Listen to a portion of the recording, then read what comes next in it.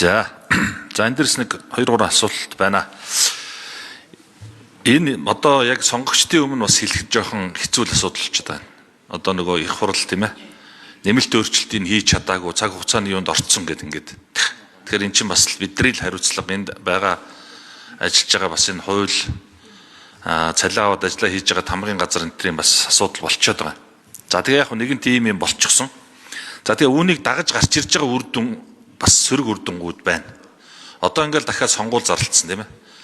1 тэрбум гаруй төгрөгийн одоо санхүүжилт хэрэгтэй гэдэг. Энэ сонгуульд хэрэгтэй гэдэг. Дахиад нөгөө нэг улс төржилт дахиад нөгөө сонгуул ингээд болох гэдэг юм л да.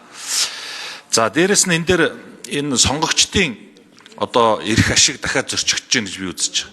Тэрний үхээр тухайн одоо суманд одоо нэг сум дээр жишээ авах тухайн сум нь өмнө нь ирэх барьж исэн одоо намынхаанда хариуцлага тооцоод нөгөө талд нь саналаа өгчөж.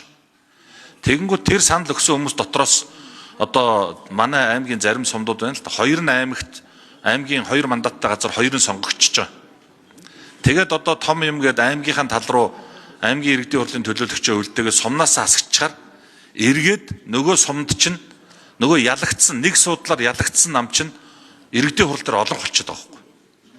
Тэгэхээр нөгөө сонгогчдын өөрсдийн сольж ажлыг хийх сайжруулах гэсэн энэ хүсэл зориг чинь ингээ бас л алга болчиход байгаа. Тэгэхээр энийг одоо цэц дээр бас яаж тооцсон юм болоо? Энийг тооцоод одоо нэгэнтэй л их хурлын шийдэж чадаагүй нэмэлт өөрчлөлтөө хийж чадаагүй байжгаад ийм одоо алдаа гаргацсан юм чи энийг бас цаг хугацааных нь хувьд нь яг тэр сонгогдсон хүмүүсийн буруу биш. Тэр чинь хуулиа баримтлаад нэр дэвшил сонгогдсон. Тэгэхээр цаг хугацааг нь бас жоохон цааш нь харах ийм байсан юм болов уу гэж ингэж бодож байгаа. За дээрэс нь энэ сумын иргэдийн хурлын төлөөлөгч хүн аймгийн иргэдийн хурлын төлөөлөгч байж болно шүү дээ. Би бол тэгж боддог.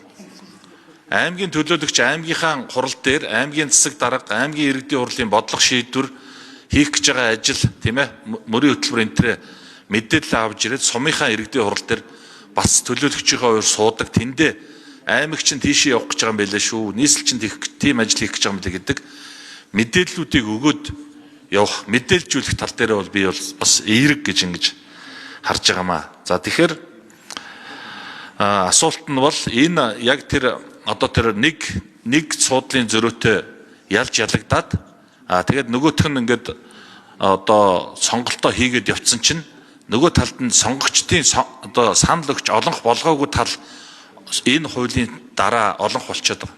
Энэ асуудал яригдсан уу гэдэг ийм асуултыг асууя. Цэндийн сандаг өчрөгшөн. За тухайн гишүүний асуултанд хариулъя. Яг цэцдэр бол ийм асуудал яригдаагүй. Гэхдээ гарсан дүгнэлттэй холбогдуулж тухайн одоо 2 шатны сонгуул нэр дэвшээд ялцсан төлөөлөгчийн хувьд бол нэг шатныхаа иргэдийн хурлын төлөөлөгчийг сонгох ийм одоо нөхцөл байдал үүсэж байгаа. Тэрний үр дагавраар цаана нь суманд одоо яг ийм нөхцөл үүсэж байгаа юм байхыг үгүйсэхгүй. Хэд хэдэн суман дээр бас ийм нэг хүний зөрөөтэй сонгуулийн үр дүн гартсан бүрэн эрхээ хэрэгжүүлээд явж байгаа тохиолдол байгаа юм билээ. Би бол сонгуулийн орооныхоос авсан мэдээллийн хүрээнд бол за тэр сонгуулиуд дээр одоо нөхөн одоо дахин сонгуул болно гэсэн үг. Яагаад тэгэхээр таны хэлдгээр давхар сонгогдсон хурлын төлөөлөгч дээд шатныхаа буюу аймгийнхаа иргэдийн хурлын төлөөлөгч байна гэдэг сонголтоо ер нь бол 100% хийсэн юм л. Тэгэхээр цаана голцоо сумын иргэдийн хурал дээр дахин сонгуулиуд болох нөхцөл байдлууд бол бий болоод байгаа. Тэр давхар сонгогдсон төлөөлөгч нарын буруу биш. Энэ дээр бол их хурал тамгын газар бид нар бол одоо бас бурууга хүлээн зөвшөөрөх ёстой.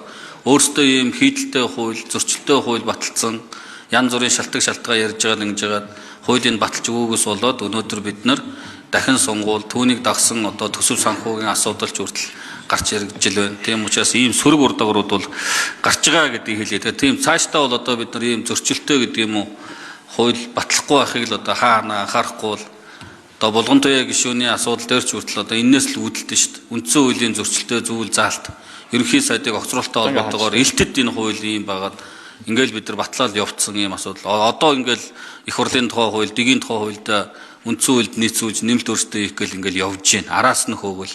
Тэгээ илтэд ийм үндсэн хуулийн зөрчилтэй хуулиудыг бид нар баталчаад тэгээ нийгэмд ийм сөрөг үр дагавар үүсгчээд төсөв санхүүгийн болоод үйл ажиллагааны ус төржилтийн за магадгүй орон нутгийн одоо эрх барих одоо засаглал өөрчлөгдөх хэмжээний асуудал үүсэхгүй ийм асуудлууд би энийг одоо хүлээн зөвшөөрөхөөс аргагүй.